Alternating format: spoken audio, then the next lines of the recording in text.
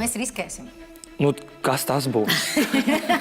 Mēs ņemsim Dinamo kapteiņu 50. Ļoti labi. Dinamo kapteiņi 50. Tas būs. Liekiet čurikus. Ai, es nezināšu.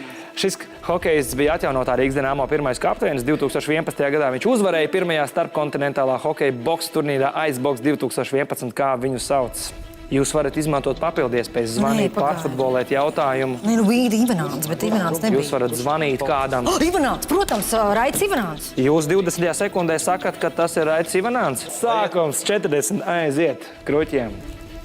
Leģenda vēsta, ka šis sporta veids esot radies pēc tam, kad Viljams Vebs Ellis futbola spēles laikā esot pārkāpis noteikumus, paņemot bumbu rokās un skrienot ar to prom. Regbijs. Nosauciet viņa dzimto pilsētu.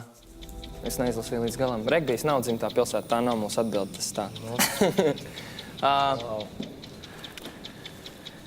Tā, man liekas, ka viņš ir vai nu skots, vai nu īrs, vai nu anglis. Varbūt tos papildu variants mēs beidzot varam divi jums šajā gadījumā pienākās. Jūs varat kādam zvanīt vai pārfutbolēt jautājumu meiteni? Es domāju, zvanīt nevajag. Kāds ir vēl papildu variants? Pārfutbolēt. Paņem sarkano kartiņu.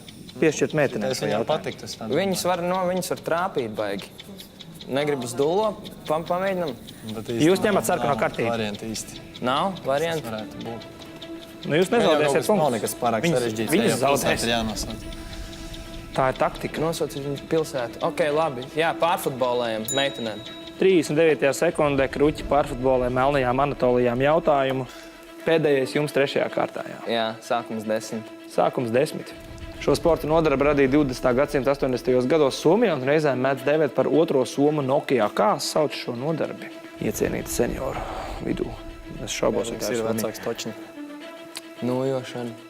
Nu, tas Labi, mums jau nav citu variantu. Man liekas, jā, aizies.